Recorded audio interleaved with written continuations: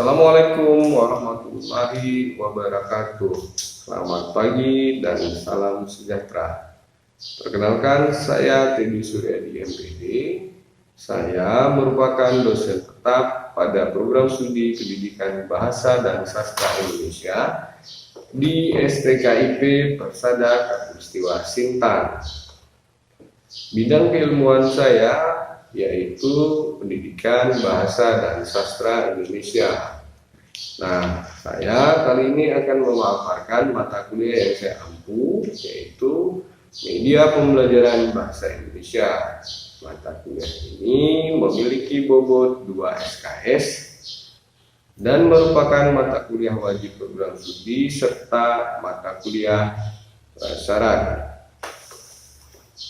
Pada saat penyampaiannya, saya menggunakan metode yaitu Delivery, Interaction, and Assessment atau biasa dikenal dengan singkatan DIA.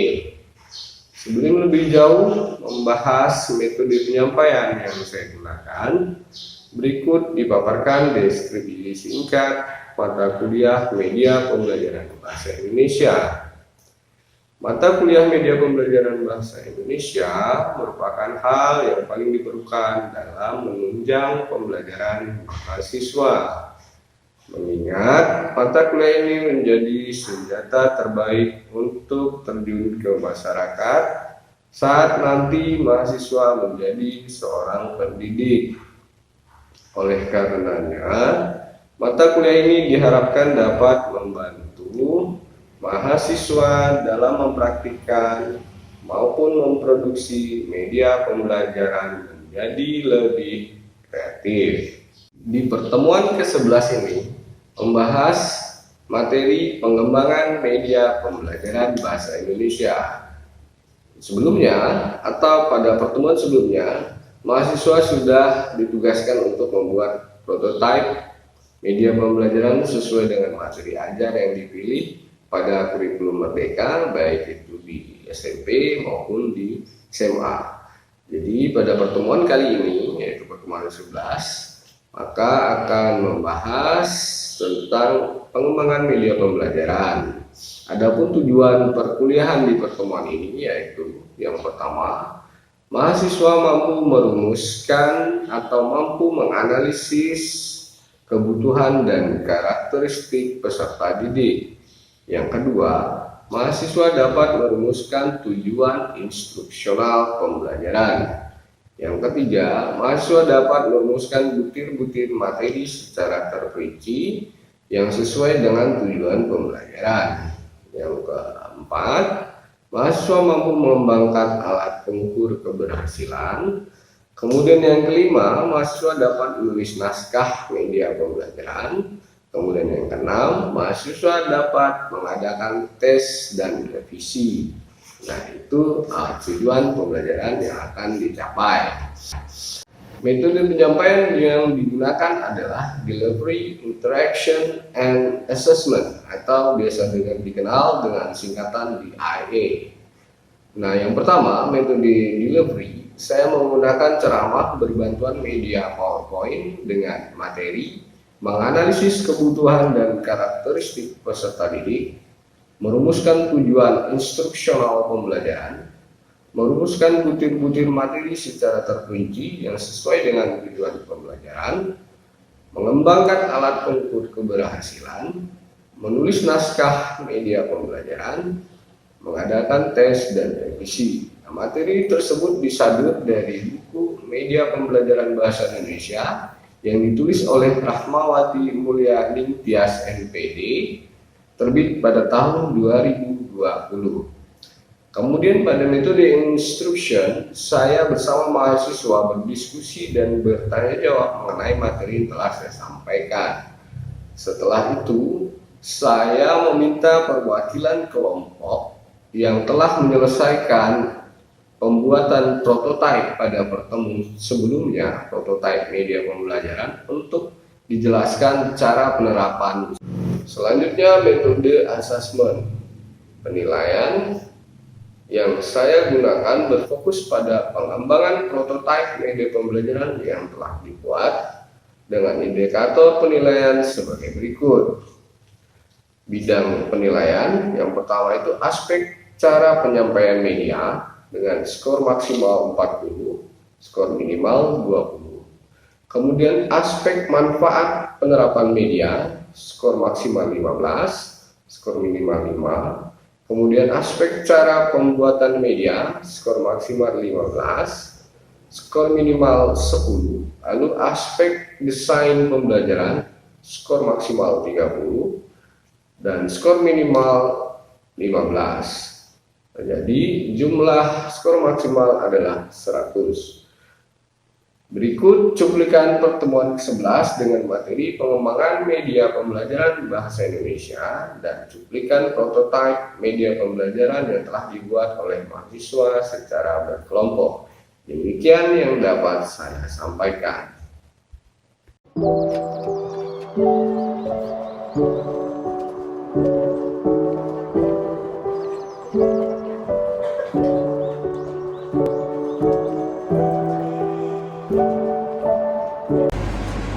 Selamat pagi. Pagi. Apa kabar? Baik. Sehat. Sehat. Nah, syukurlah ya. Jadi ini pertemuan kita yang ke-11 ya. Nah, minggu lalu pertemuan ke-10 ya. Di minggu lalu kita sudah membahas memilih dan memanfaatkan media pembelajaran. Saya rasa itu sudah dipahami di rumah. Nah, untuk minggu ini kita akan membahas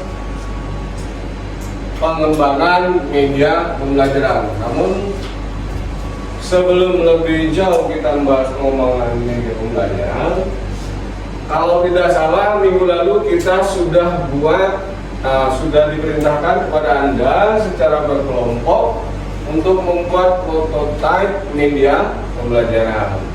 Nah, untuk hari ini yang kira-kira siap menunjukkan prototipe medianya ada ya? Ada ya, ada. Ada berapa nih yang udah siap? Dua. Oke, berkelompok. Nah, nanti kita akan lihat setelah kita bahas ini prototipe media pembelajarannya seperti apa, lalu kita evaluasi bersama. Nah ya, nah kita lanjut ke materi. Oh ya, sebelumnya saya ingatkan kembali bahwa materi ajar itu diambil dari kurikulum Merdeka. Boleh sekolahnya boleh SMP dan boleh SMA. Nah, nanti dijelaskan juga tujuan pembelajarannya dalam penyusunan media tersebut. Nah, kita ke materi untuk hari ini, yaitu pengembangan media pembelajaran bahasa Indonesia. Jadi media yang sudah dipilih, dibuat, lalu nanti dikembangkan. Nah, setelah pengembangan akan dievaluasi apakah media tersebut bisa digunakan dalam proses belajar mengajar atau tidak. Bukan tidak bisa ya, tepat atau tidak, atau sesuai atau tidak dengan materi. Nah, untuk hari ini tujuan perkuliahan kita yang pertama, mahasiswa mampu menganalisis kebutuhan dan karakteristik peserta didik. Yang kedua, mahasiswa dapat merumuskan tujuan instruksional pembelajaran. Kemudian yang ketiga, mahasiswa dapat merumuskan butir-butir materi secara terperinci yang sesuai dengan tujuan pembelajaran. Kemudian yang keempat, mahasiswa mampu mengembangkan alat pengukur keberhasilan. Kemudian yang kelima, mahasiswa dapat menulis naskah media pembelajaran. Kemudian yang keenam, mahasiswa dapat menyediakan tes dan revisi. Kita lihat yang pertama, analisis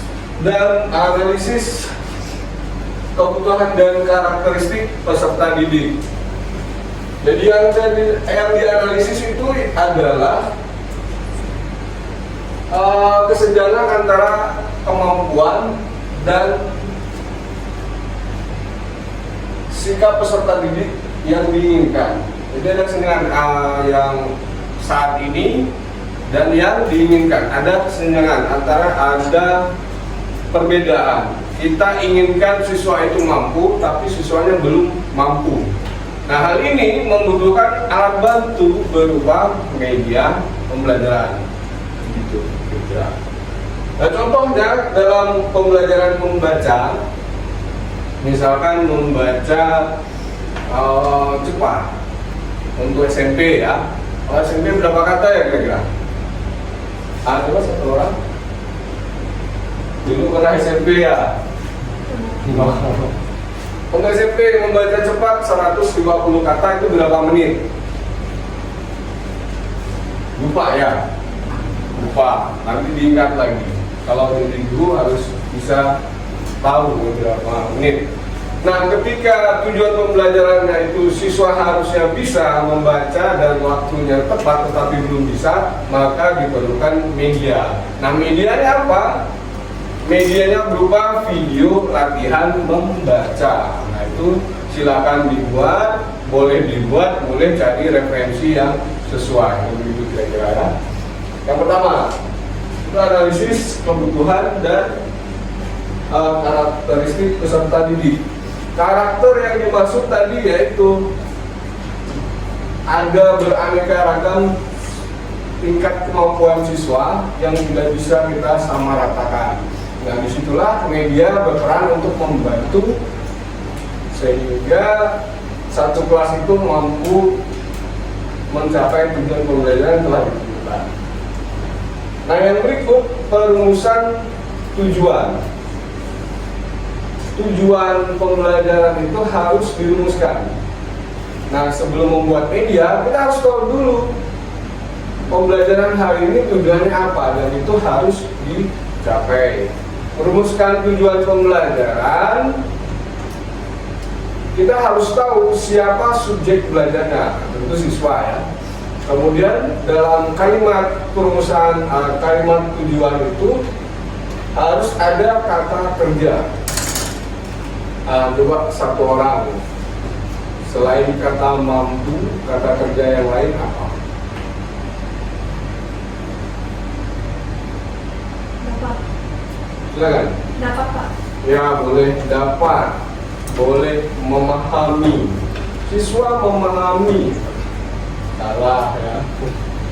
Di situ katanya tidak mampu mengidentifikasi. Ya, dapat mengidentifikasi, dapat memahami. Yang kedua, siswa mampu menyebutkan. Itu kata kerja ya. Siswa mampu menyebutkan. Jadi dalam perumusan tujuan pembelajaran harus ada subjek, kata kerja, dan materi yang ingin dicapai. Begitu. Kita lanjut ke yang berikutnya. Pengembangan materi. Pengembangan materi itu dianalisis dari rumusan tujuan yang telah dibuat. Sesuaikan kalau tujuan yang pertama itu mampu mengidentifikasi materinya tesis, argumen, dan rekomendasi dalam teks eksposisi, maka topiknya harus materi, tesis, argumentasi, dan rekomendasi. Dan tidak boleh materinya menyimpang kalau sudah itu ditulis dalam rumusan tujuan pembelajaran. Yang kedua itu materinya fakta dan opini. Nah, materi itu kan sudah disiapkan dalam kurikulum, tinggal kita sesuaikan dan kita kembangkan. Mengapa perlu pengembangan materi? Agar medianya dapat menyesuaikan. Kita lanjut ke yang perumusan alat evaluasi. Saya kira untuk alat evaluasi tidak asing lagi ya. Namanya apa? Satu orang. Cuma satu dulu. Instrumen evaluasi namanya apa?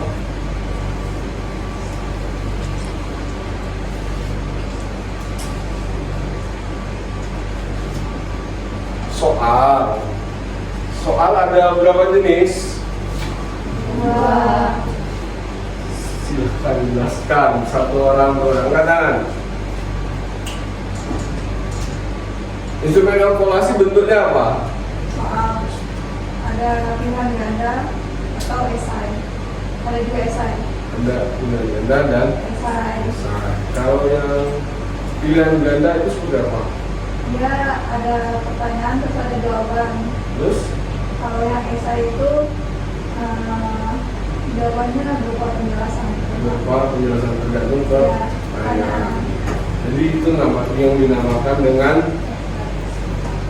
alat evaluasi atau instrumen evaluasi. Nah itu dirumuskan. Dalam merumuskan instrumen evaluasi kita harus berpatokan pada dua hal, tujuan dan materi. Karena tujuan adalah sesuatu yang akan dicapai.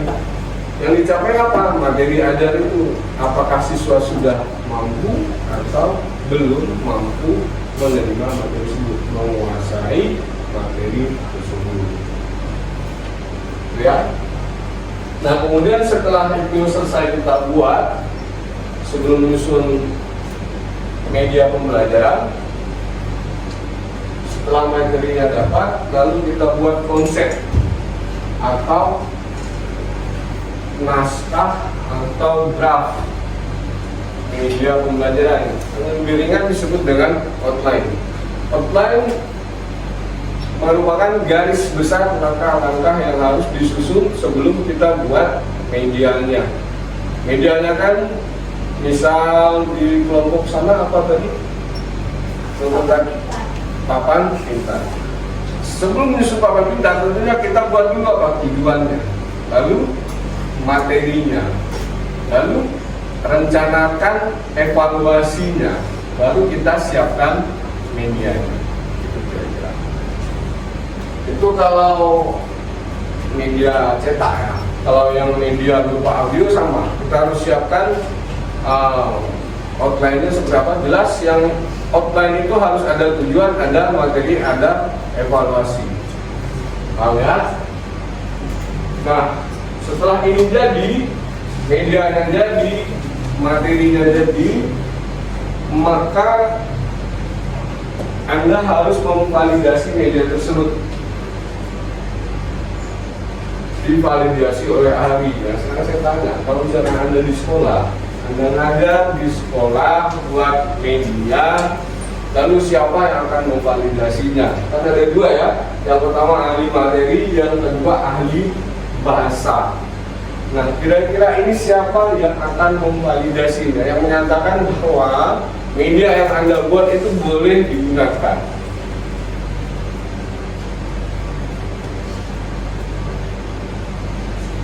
Kalau di sini, maka yang validasi adalah saya. Kalau di sekolah Anda kan sudah, berarti Anda sudah jadi guru ya. Kalau sudah jadi guru berarti selesai kuliahnya, sudah dapat gelar apa ya? Gelar apa? SPD. Kalau sudah SPD berarti sudah S1. Berarti Anda sudah ahlinya ya. Maka kalau di sekolah yang memvalidasinya adalah rekan sejawat. Paham nggak? Sekarang kita kan prodinya pendidikan bahasa Indonesia. Biasanya di sekolah itu minimal ada 2 guru bahasa Indonesia. Jadi sama-sama melihat, oh ini diskusi gitu, divalidasi oleh rekan sejawat. Ya. Nah, saya rasa kita cukup materinya ini, nanti dipahami lagi langkah-langkah dalam pengembangan media pembelajaran. Sekarang kita mau lihat yang kemarin dibuat itu namanya belum jadi media karena belum divalidasi, namanya prototype media pembelajaran. Ada 2 kelompok, yang maju duluan yang mana? Yang sana aja ya. Silakan.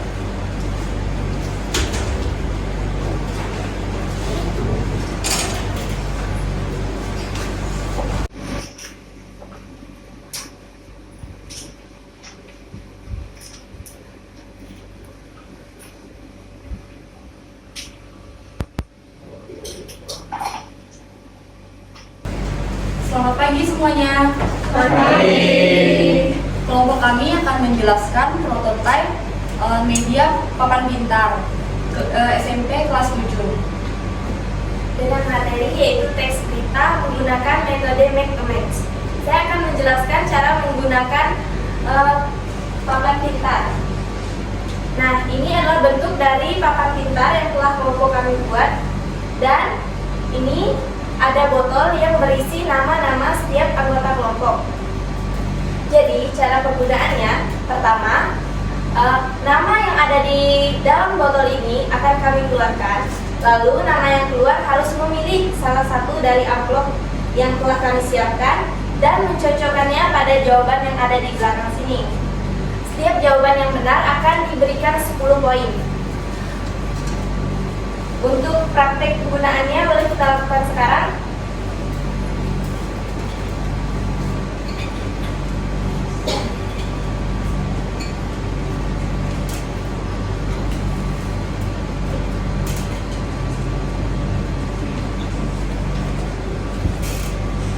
Anita.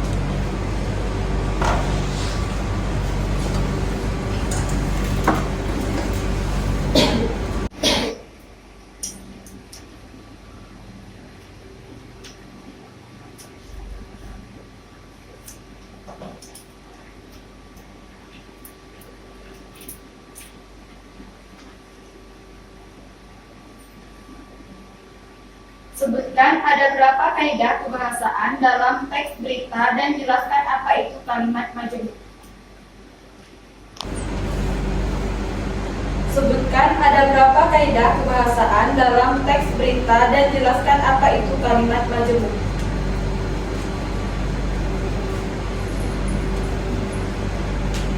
Kaidah kebahasaan ada 5. 1. Kalimat tunggal. 2. Kalimat majemuk. 3. Konjungsi atau kata penghubung yang bermakna kronologis. 4. Konjungsi kausalitas. 5. Kata ganti atau pronomina. Kalimat majemuk yaitu kalimat yang mempunyai lebih dari satu subjek atau predikat. Ya, terima kasih untuk Kakak Anita yang sudah mempraktekkan cara penggunaan papan pintar.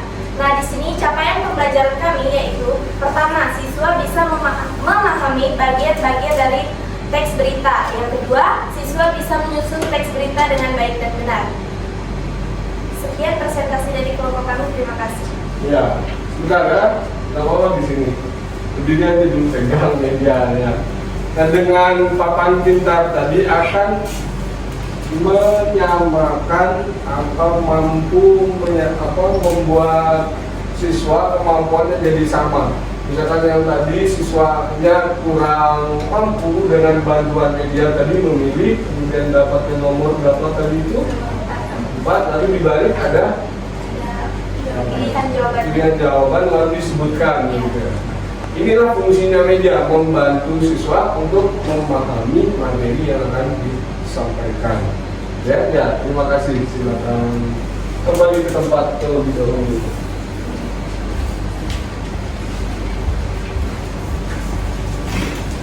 Nah, sebelum ke yang kelompok yang berikutnya, menurut Anda nanti silakan sampaikan pendapatnya.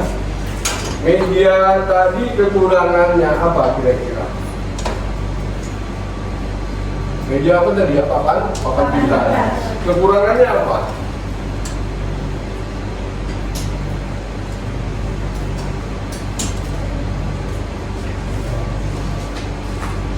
Kekurangannya agak repot untuk membuat.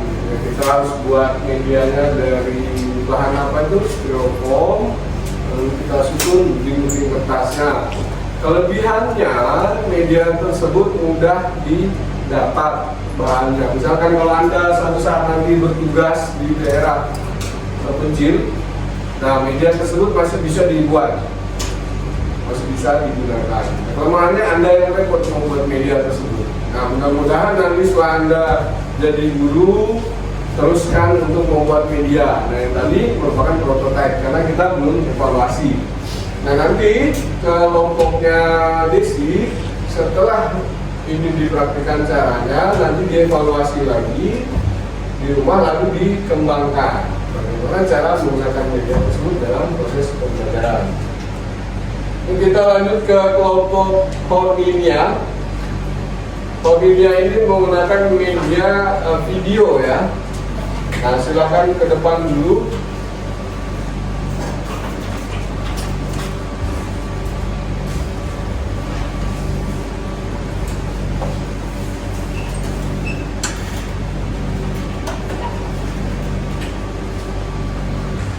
Selamat pagi semuanya. Baik. Kelompok kami telah menyelesaikan tugas prototipe media pembelajaran dengan materi teks cerita fantasi, dengan metode video basic learning, dan media pembelajarannya menggunakan audio visual. Kami menggunakan media audio visual untuk mendukung proses pembelajaran agar mudah dipahami oleh peserta didik. Materi kami yaitu teks cerita fantasi yang kami lakukan di SMPN 61 Atta Belimbing di kelas 7 semester 1. Iya. Kemudian penggunaan atau pembuatan medianya, urutan penggunaan medianya apa? Dimulai dari apa? Ya kan dijelaskan.